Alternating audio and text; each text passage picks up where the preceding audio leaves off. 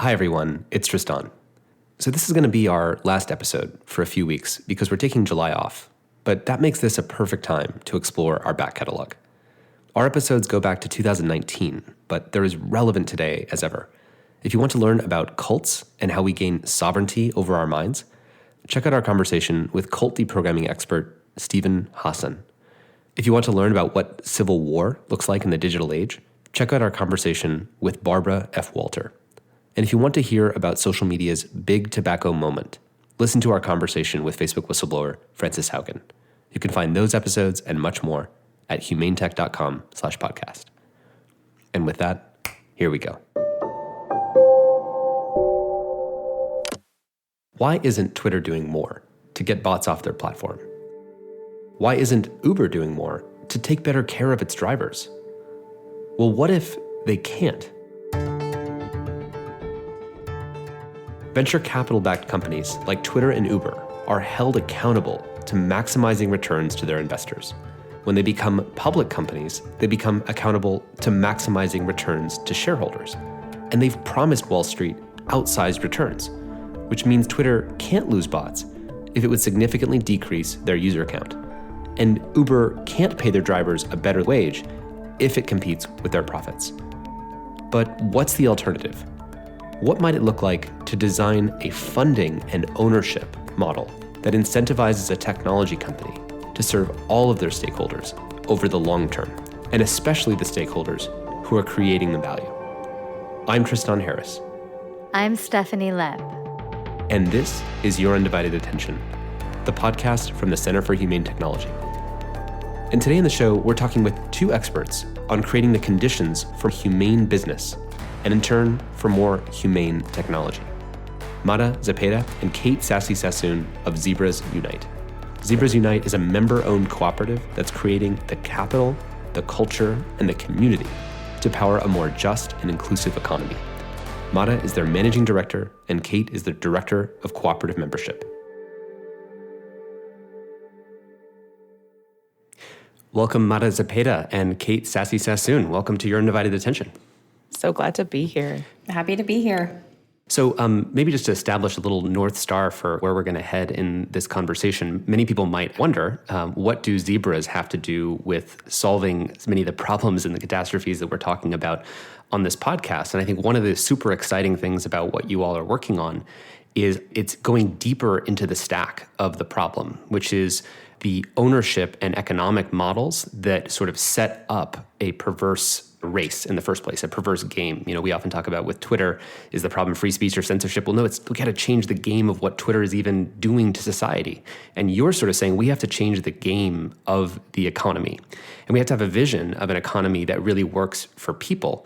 And so I would love to just, set the table a little bit for listeners about what is Zebras Unite. Can you tell the origin story? And then we can talk a little about the difference between zebras and unicorns. Sure, I can take that. We're very happy to be here. So Zebras Unite was founded with 4 women founders. All of us were building our own products, and we were told that we had to incorporate as a Delaware C Corp, we had to create a company, and then we had to play the Silicon Valley game.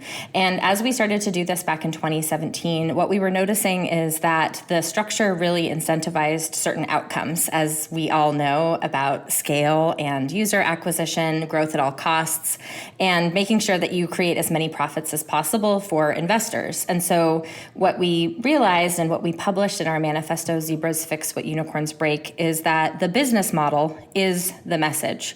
So we believe that the foundational piece to address and interrogate is the business model of these companies. So we proposed an alternative called the zebra. And really the features of a zebra are that it is more about mutualism, shared prosperity. What we were seeing was many of these founders were interested in quality over quantity, and they were really interested in multi-stakeholder solutions. So how might their companies not just serve to make investors very wealthy, but to also benefit the user base and the community that has created value. So we set that up in opposition to the Silicon Valley unicorn.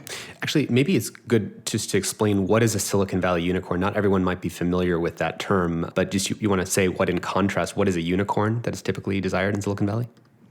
Yeah, so companies that Center for Humane Technology oftentimes refers to and speak about are Silicon Valley unicorns. These are tech companies that are valued at more than $1 billion.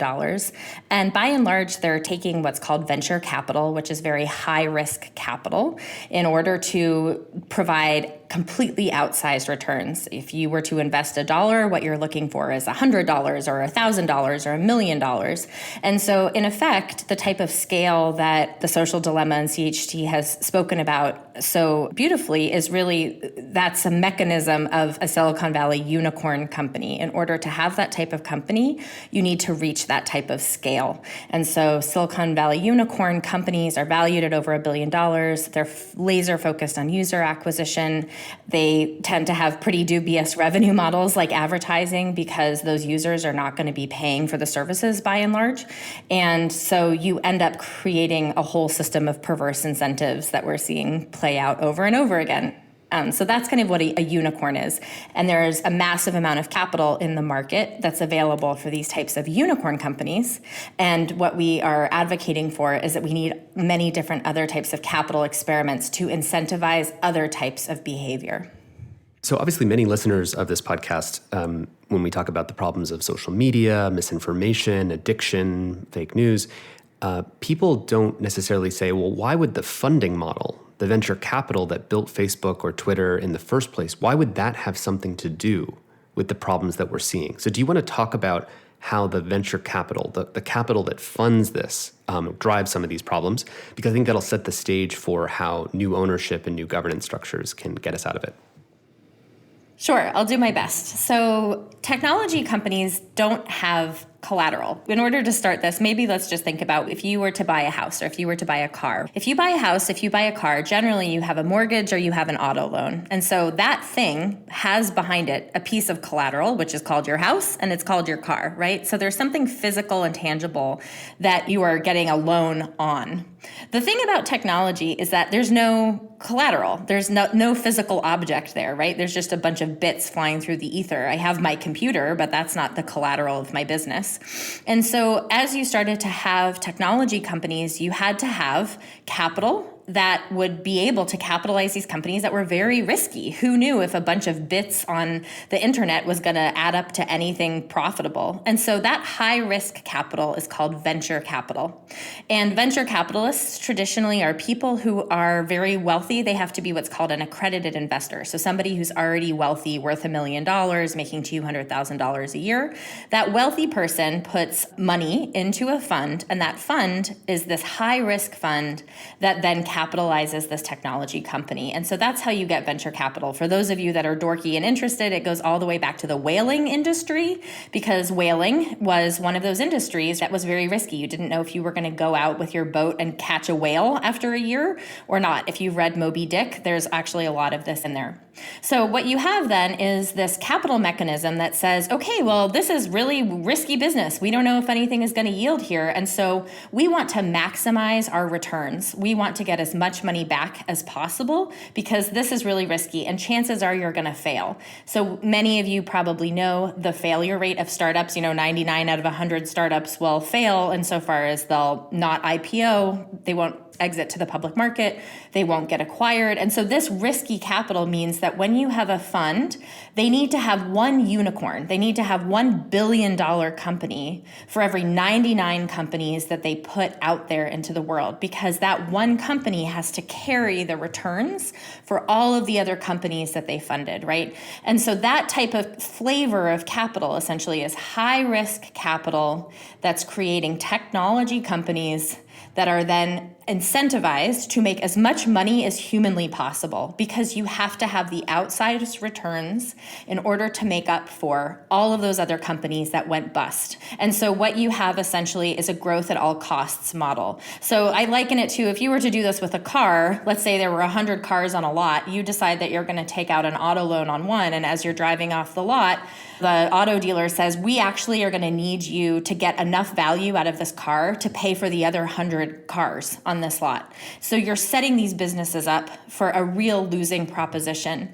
And what that means is that ethics, humanity, wisdom, care, all of the things that we talk about are not able to be encoded in these business models for the pure and simple reason that actually has nothing to do with anything nefarious other than capitalism, but it's basically that flavor of capital is designed to maximize shareholder returns. And what that means is that all of the problem sets that have been defined by CHT and others are cascading out of the business model. So when we say the business model is the message, what we mean is that maximizing shareholder returns is creating and incentivizing behavior of extractive growth at all costs, shareholder returns.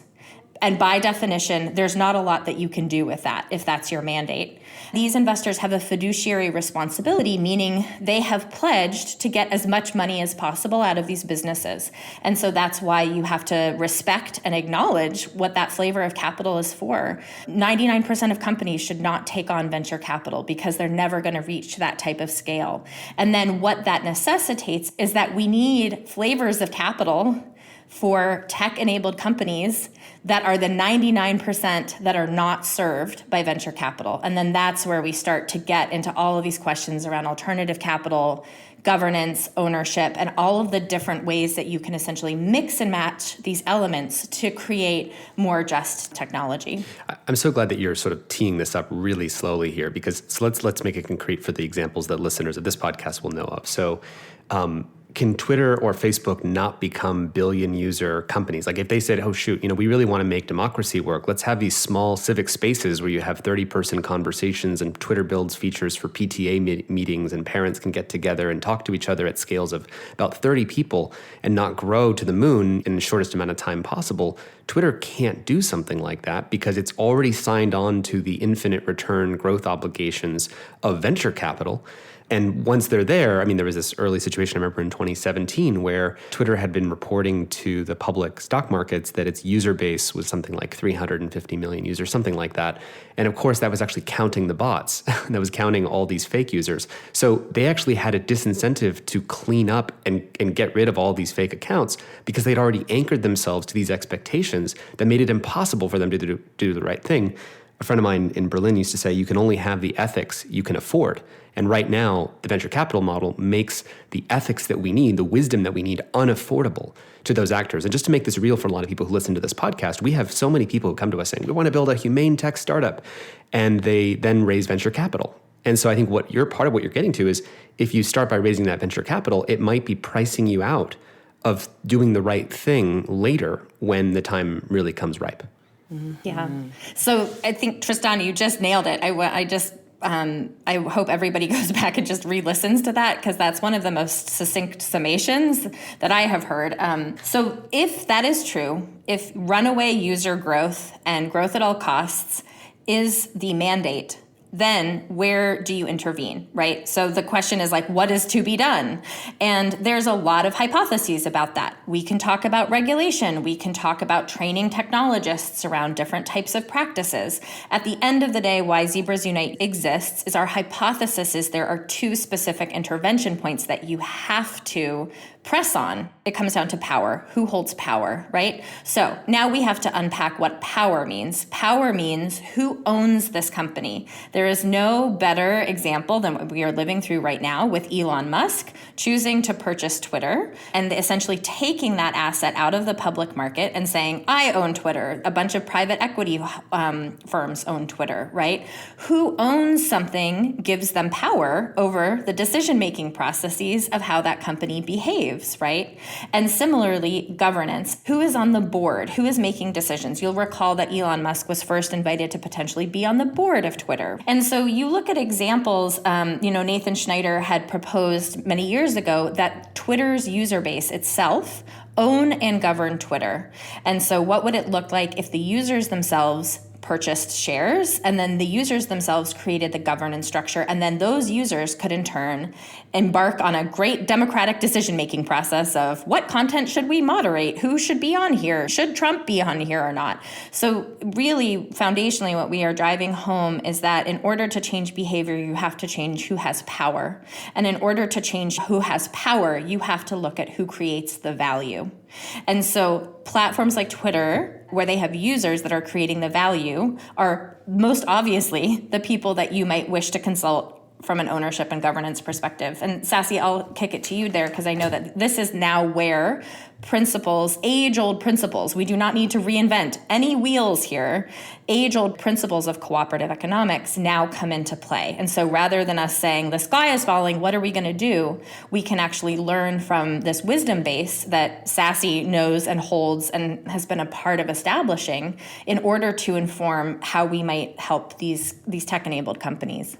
Yeah. That's really it. That's the crux, or at least that's our thesis of the crux. And I would argue from the look back into ancient wisdom all the way trawling through to the modern moment, that who is in charge really is how you set the tone. And so ownership and governance are the linchpins of how you actually then pull on who is holding what kind of power.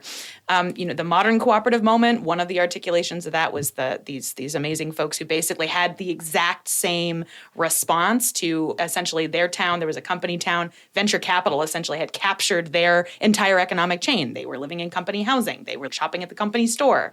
And they just decided to take back economic power by, instead of shopping at the company store, pooling their funds, buying a big sack of grain, and then creating essentially a modern consumer cooperative. That is not to say they were the first ones to think about it. This is literally as old as humanity, as you can look at almost any indigenous culture and see that those through lines are really present and rich and encoded in tradition. And what town was this? The company town, just to ground this example? Oh, that was those folks were the Rochdale pioneers. And when was this? I think it was it's 1846 or 1864. It was 1844. But so the Rochdale pioneers are kind of cited as the articulators of the modern cooperative movement and the modern cooperative experiment. It's really just that principle of, wait a second, what if we took back, if we were the ones who are creating the value, in that case, they were the workers of a textile town, right? So they were behind the giant engine that was the British textile industry based on their colonial exports and imports and the really deep wisdom of textiles, right? It's an ancient tradition in the British Isles. They were like, actually, we're creating the value here. Why don't we have some share in that? Let's just start doing that. And I think that's one of the lessons that Zebras is bringing is you can just start doing this together. You can start coming together and creating our own economy by refusing to go down the venture capital route and turning to each other. And if we're 99% of the companies out there that are not well served by this capital, that's some critical mass. That is an economic scale in terms of being able to pool together for those kinds of capital that are not playing the venture capital game and are not able to play in that arena. There's a wealth of really incredible companies hungry for your investment and giving you some returns, just not 10x returns. I mean, I would love to do the thought experiment with Twitter, like really do the thought experiment. I mean, what would it actually look like to shift to cooperative ownership and governance of Twitter?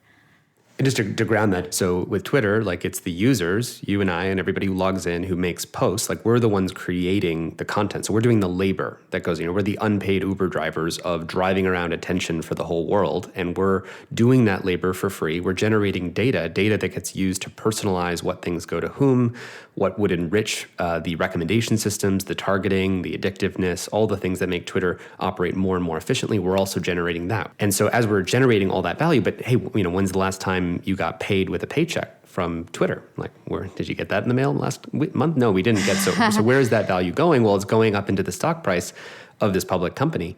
So yeah, let's then ask the question, what would it look like to go and change the DNA, that is the infinite growth obligation on an engagement machine.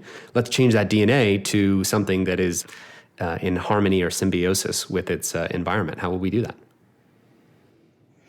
I mean, I should say this movement already exists, which is called buythisplatform.org, which is very much spearheaded by Nathan Schneider back in 2017. And just jumping in to say that the Twitter handle is @buythisplatform.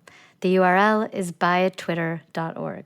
2017. And the proposal was that Twitter's users should purchase the platform. They should, what we call it, exit to community, which is you have this asset and rather than exiting it to the public stock market or having it be acquired, it should be acquired by its users. We went through this thought experiment with Meetup as well. And so for folks that are interested, I recommend checking out buytwitter.org. And this has obviously come back to, what would it look like to have this type of exit? And I should mention that Nathan and his allies actually got this proposal in front of Twitter shareholders back in 2017. There was so many people that signed on to the petition to purchase Twitter from its user base that it was voted on. And now that you have DAOs, decentralized autonomous organizations, and you have Web3, what you now have is this very toxic, complicated collision where now that DAOs exist, one would look at Twitter and say, we want to make Twitter a DAO. So it turns out, DAOs are this way that we can govern down the road. We can have a DAO.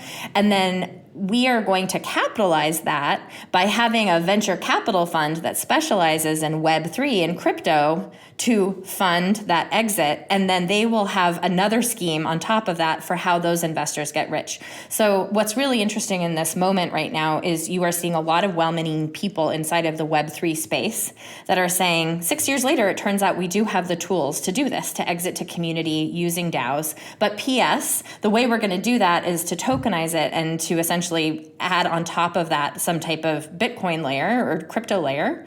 And then the way that we're going to fund all of that magic is through our venture capital funds that focus on Web3. And so now basically we are just in it's like an endless loop because we still have not figured out the type of non-extractive capital that's necessary to actually incentivize democratic participation and governance.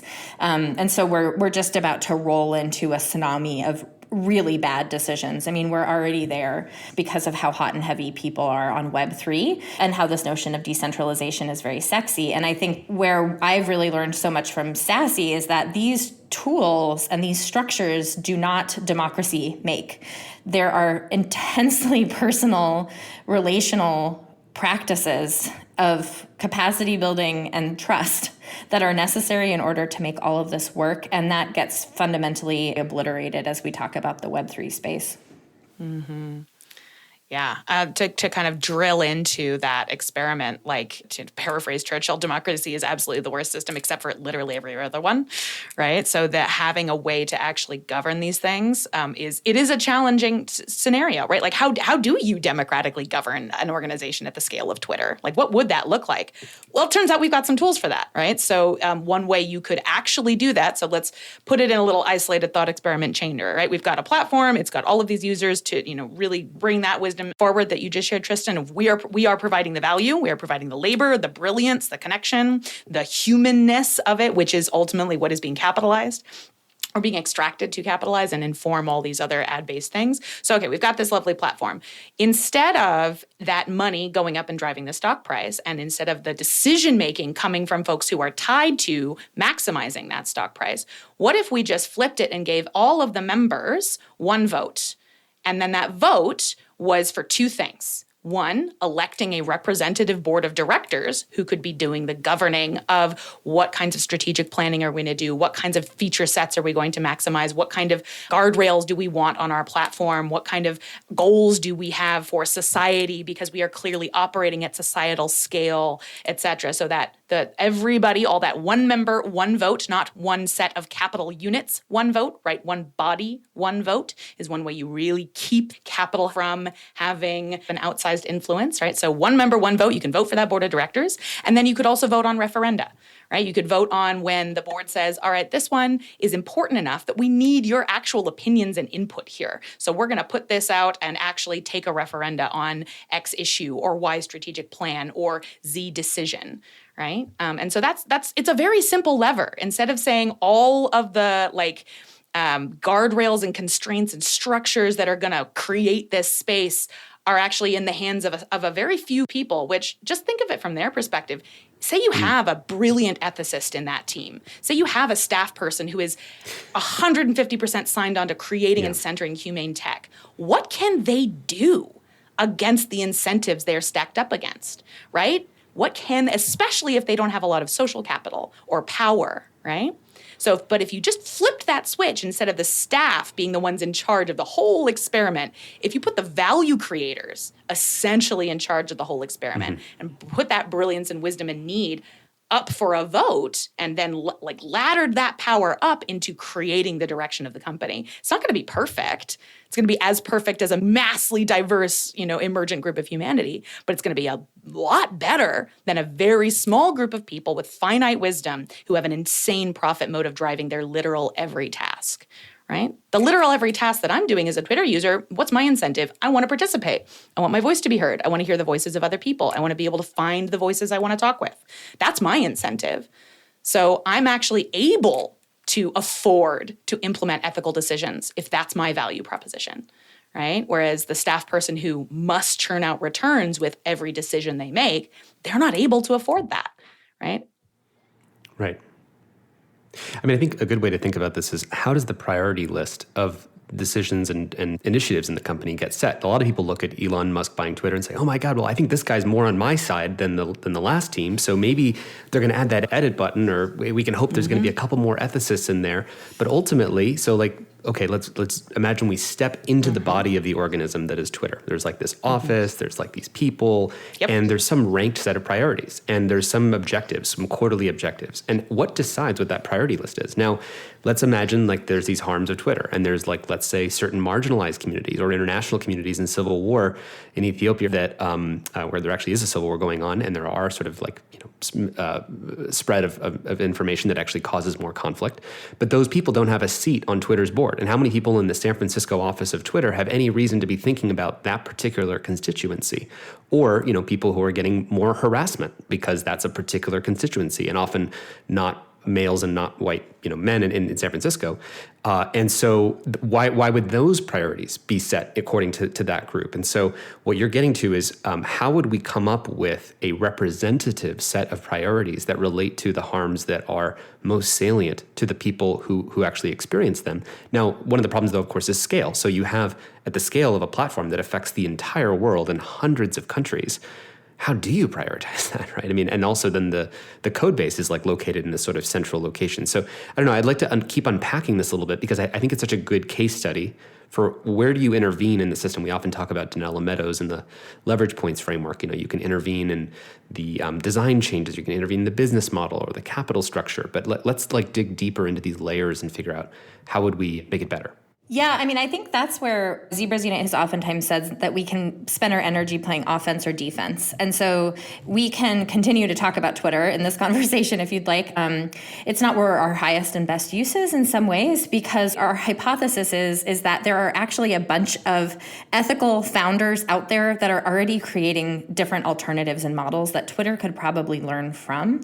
So I think when we start to play defense with tech companies, that's when we start to think about how can we train their engineers? How can we talk about regulation and sort of cracking the whip? And I think that the defensive strategy is one that's very worthwhile, but it's also not where our passion lies. Much more in 99 founders out of 100 don't even want this to begin with. And it's the Twitters of the world that are taking up so much airtime when really we need to create an alternative paradigm to counter this. And so how do we find the founders who are building alternative companies?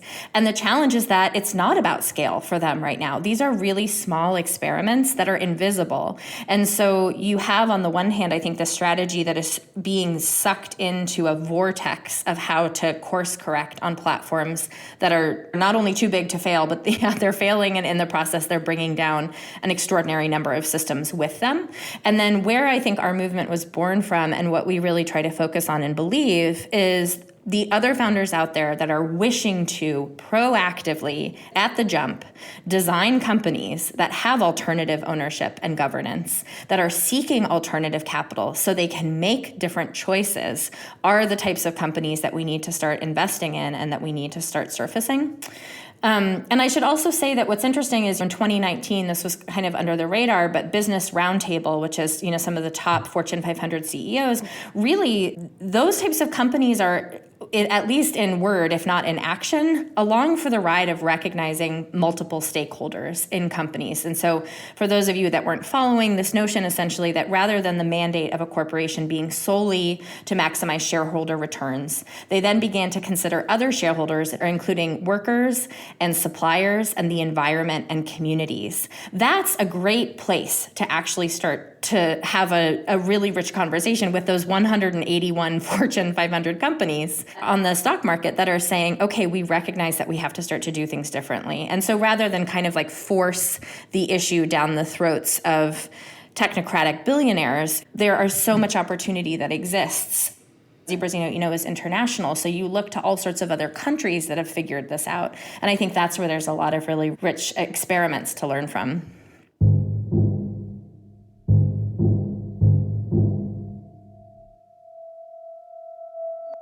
So the question often comes up like, what are the examples? Okay, so you say that there are all of these solutions. What are they? So I just want to give some corollaries and sort of get the juices flowing. So most people might have heard of Y Combinator. Y Combinator is this, startup accelerator that has spawned any number of great unicorns. It's a resource for businesses to start. Well, it turns out there's another way of doing that, and this organization called Start.coop is an incubator and accelerator for cooperative businesses. Zebras Unite is a proud graduate of Start.coop, and so I would recommend checking out all of Start.coop's companies, where you will then be able to find companies that are very Zebra in ethos and that have cooperative ownership, right? So first question we ask, where do these businesses start? Let's think about alternative incubators like Start.coop. Then we need alternatives to Drivers Co-op. Drivers Co-op is a driver-owned alternative to Uber and Lyft. There is a consumer-facing side of Drivers Co-op, but also they're working with the city of New York to transport their foster children and Medicaid patients. This is an entire market that would not be served by Uber and Lyft necessarily, right? Because it's not in their best interest to maximize profit by getting government contracts to help elderly and sick patients. So here you're seeing this dialogue between cooperative companies and the values of a city of New York putting their money where their mouth is and saying, we are going to prize driver-owned cooperatives. You look at things like the Matriarch Fund, and when you think about capital, how are we going to create alternative forms of capital? The Matriarch Fund is a character-based lending program. Why that is so important is because when we spoke about venture capital, the thing that we didn't speak about is lending, commercial lending. Lending requires collateral. And so why it is that you have such small numbers of women and people of color receive loans, if someone were to hear about venture capital, the natural thing that they would say is like, they should just go out and get a loan. Well, you can't get a loan unless you have credit and collateral. And so something like the Matriarch Fund is essentially reimagining the measures that we use of creditworthiness and talking about people's character. It's talking about people's involvement in the community. And so what you have is character-based loan programs that are essentially coming out to fill that gap. So that's an example of a capital instrument. And then when you think about Zebras Unite, we have 30 chapters around the world. And if you look at a chapter like Japan as an example, our chapter in Tokyo has now raised over $1 million for zebra companies in Japan. And what they are prioritizing that's culturally important to them is companies that are over a century old. You have many companies in Japan that have stood the test of time that are over 100 years old. And so that fund is trying to say, we want to incentivize the creation of those types of companies, right? And so the fund that they are raising is specifically focused on century-old companies of the next generation. You have our chapter in Berlin as an example, where there in Berlin, the middle class was very much built by family-owned companies. So that's what their lens is. How do we incentivize and create more family-owned companies that are really building up a middle class? I can't fail to mention what is going on in India right now with groups like the Business of Handmade, where they are pointing to the 200 million artisans, many of them women in that country, and many of whom have created essentially co-ops and practices of how to work together through this notion of community and commerce. So we can look to their research report on the Business of Handmade to better understand these corporate structures that are coming out of India. So all over the world, you have these incredible proliferation of experiments. It just really speaks to the fact that each one of these solutions is going to be completely culturally specific. One thing I'd spoken about earlier is when Meetup was up for sale after WeWork was trying to offload it, we did a thought experiment where we reached out to Meetup and said, we want to acquire Meetup. with the goal of exiting it to community. And through some crazy series of events, we got oddly close to looking into acquiring Meetup, and we actually found some investors that were interested. And you can imagine, of course, this asset that has been built up by all the hosts of Meetup, the users of Meetup, it would be such a clear asset to try and exit to community on. And the really interesting challenges were, in fact, not capital. There were not a lot of operators or executives or people that we could find who would have the tolerance for the incredibly messy experience of what it would be like to exit that company to its community, right? There are so many. How do you tell people that they're now shareholders? How do you educate them? How do you go through that type of conversion into user ownership, into employee ownership? And so what's interesting is actually a lot of the failure is not a failure of imagination. It's like a failure of actually having human beings that have the capacity to do these types of exits, to support these types of tech companies. It's kind of like playing whack-a-mole. It's just like you solve the capital thing and then you realize that you can't find a CEO who could do a conversion, and then you find the CEO who can do a conversion, and it's really interesting how systemic it is. And to add a social media zebra, I think like one example is Hilo. So Hilo is a cooperative platform that's being developed that's really focused on these platforms need to be serving a greater purpose. And these platforms can actually help to create the infrastructure of ownership and governance so that we can start to vote. We can start to take stakeholder votes. We can start to have tokenization. We can start to have patronage, right? How do we take a lot of these principles of co-ops and then bring them online? And so Hilo is an example. Another example is Social Roots. Social Roots is another co-op tech company that's very much focused. Essentially, what you're going to hear me advocate for with Zebra tech companies or tech-enabled companies is a lot of what the verb is that's going to need to get done on those platforms is decision-making, right? It is the expression of ownership and governance that's going to have to start to take place because those are the highest stakes activities. Has an exit to community ever been done? I mean, there are many different smaller scale exits to community that have been done where one example is Pixel Spoke in Portland, Oregon, which is a marketing agency that was owned by one owner. And then over the course of time, the company was then sold to employees. So, yeah, I mean, I think in this space, we're trying to take the best practices that we've learned from employee ownership conversions and map those onto what it would look like to exit to user communities. And there aren't a lot of those that have been done at scale. So it's a place that deserves a lot of experimentation, I think. And I've heard your co-founder, Jennifer Brandel, articulate this as like, instead of convincing the power holders to let go of their power, create new sources of power, right? But then the next question becomes, okay, so how does one build zebras or an ecosystem conducive to the success of zebras without getting killed by unicorns? How do we envision this transition? The transition is hospicing out the old, first of all. So I don't think we can talk about this without talking about Margaret Wheatley's tooth loop theory, which is like this notion of patriarchy and power and domination and control and scale and growth at all costs is dying because it's killing us and our planet. For those of you who aren't familiar with Margaret Wheatley's two-loop theory, it's a model about organizational transformation. Something is always dying, so something can be reborn. It's a useful way to think about how we might evolve from unicorns to zebras.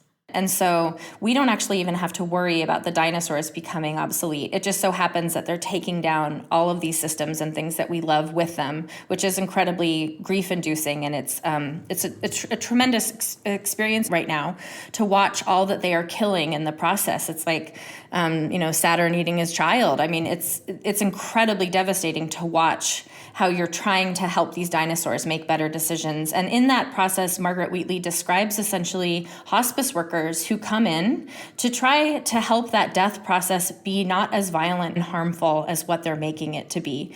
But in that process, you have new growth that has to start to be created.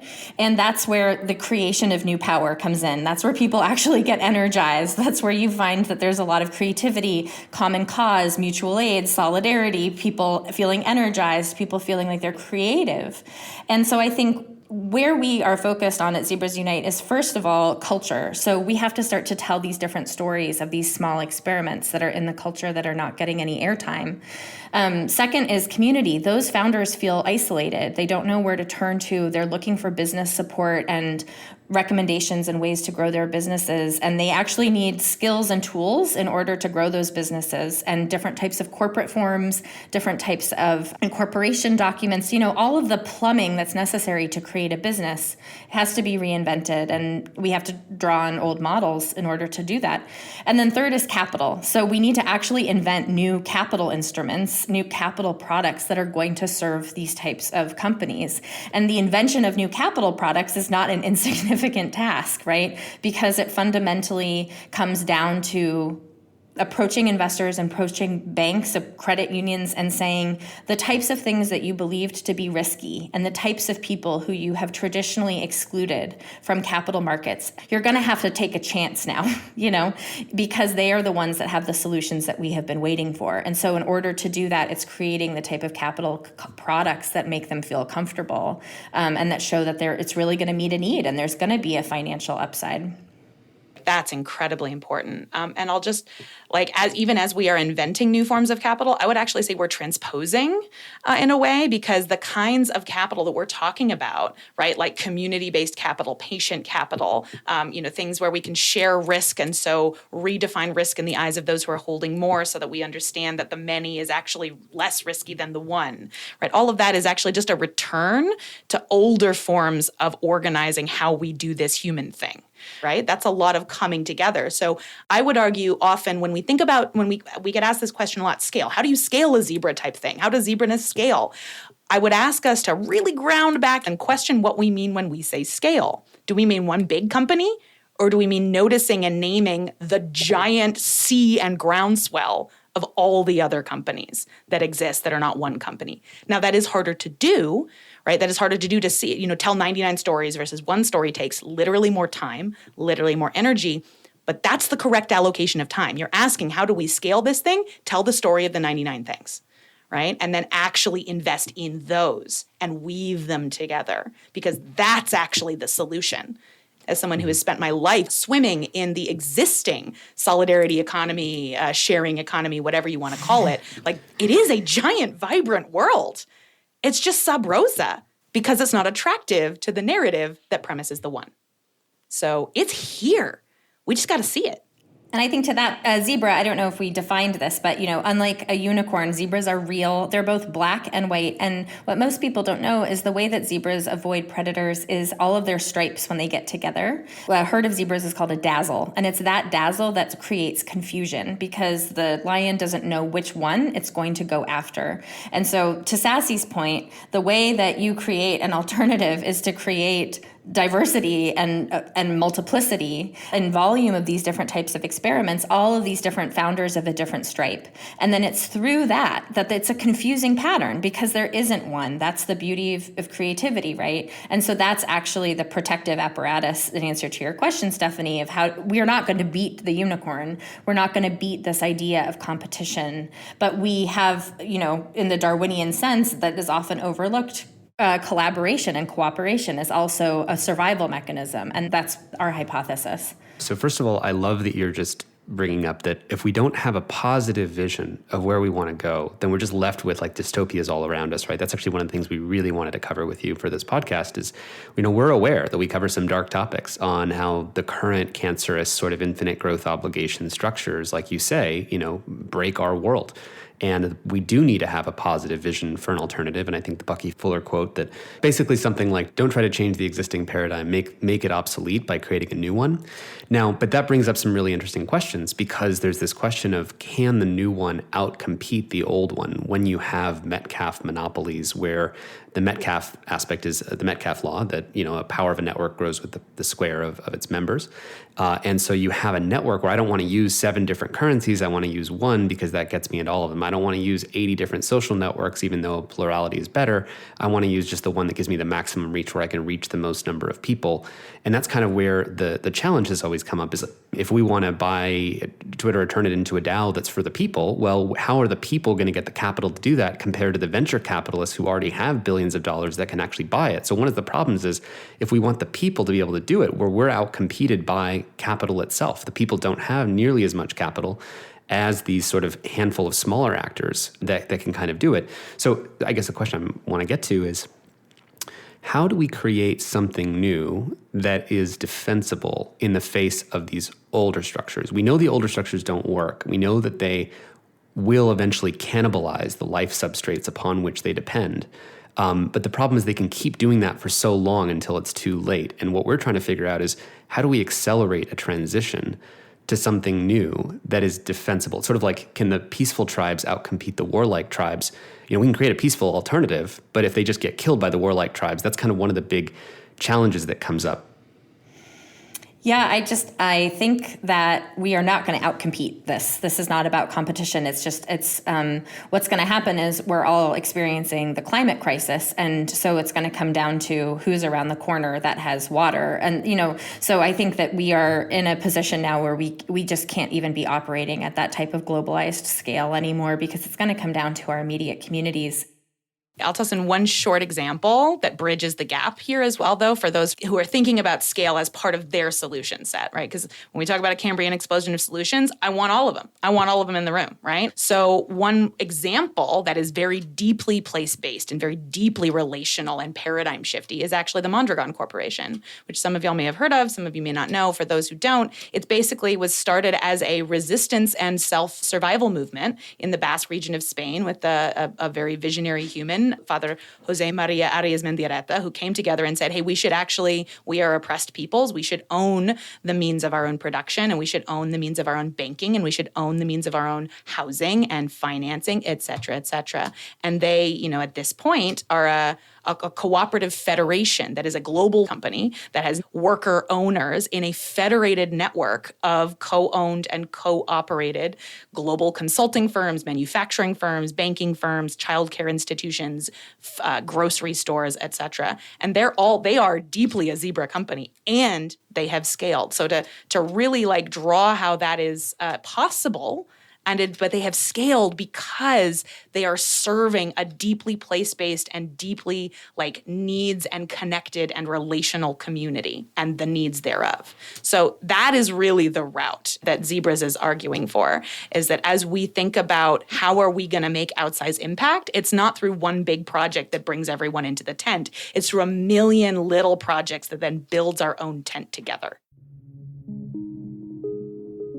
So, speaking personally for a moment, I, in the social media space, have been working for something like 8 or 9 years now on are we going to change the system? And I've been on my own journey, right, of thinking about, at the beginning, maybe it's we just got to get them to make different design decisions. And if we could only get those engineers to think differently, then maybe, those engineers at Facebook or Twitter would just change the virality of the system. And if we could just teach them, or we could just talk to them about it, we could have a collaborative conversation. And then you realize that as much as you have these good intentioned employees at these companies, they're bound by the incentives. And so they don't do the things that are so obvious to do. And yet you had just had a really positive conversation with people who seem aligned with you, but then they're trapped inside that same set of incentives.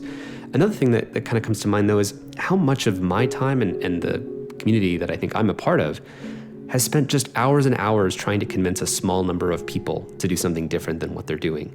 And what a waste that is, right? Is a way to spend a life to be trying to pull on the pant legs of a small number of powerful people to try to get them to do something different that they don't have an incentive to do differently. And, I want to also applaud that we have had some positive changes that have come from that. But what you're really talking about is, how do we liberate the 99% creativity to be building brand new systems, to actually be able to build the world that we want to live in, the adjacent world that our hearts know is possible. So, Kate, what's the Zebra movement need, and what actions can our listeners take?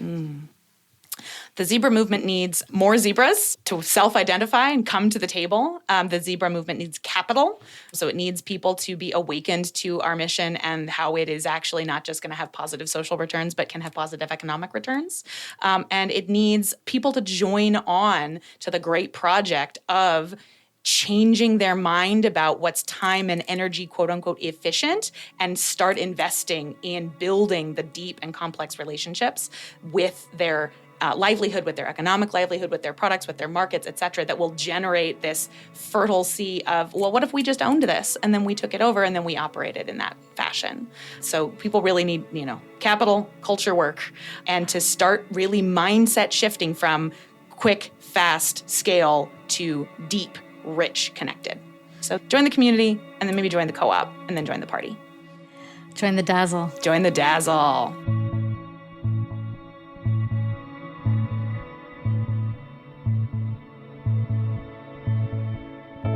Mara Zepeda is the managing director at Zebras Unite, a member-owned cooperative that's creating the capital, culture, and community to power a more just and inclusive economy.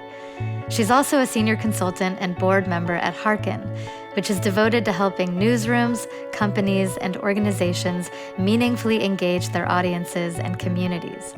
Mara is passionate about empowering communities to help each other meet their needs, circulate social capital, and increase economic mobility.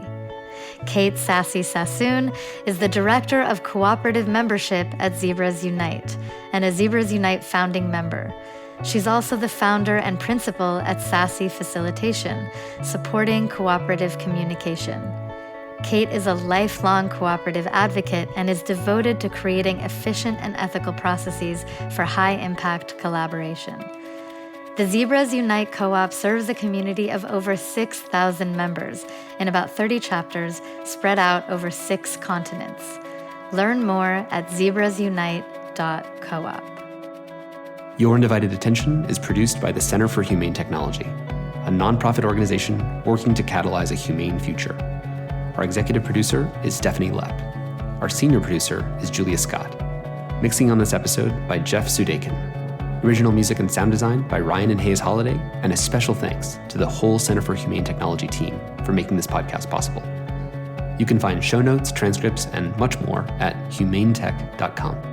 A very special thanks to our generous lead supporters, including the Omidyar Network, Craig Newmark Philanthropies, and the Evolve Foundation, among many others. And if you made it all the way here, let me give you one more thank you to you for giving us your undivided attention.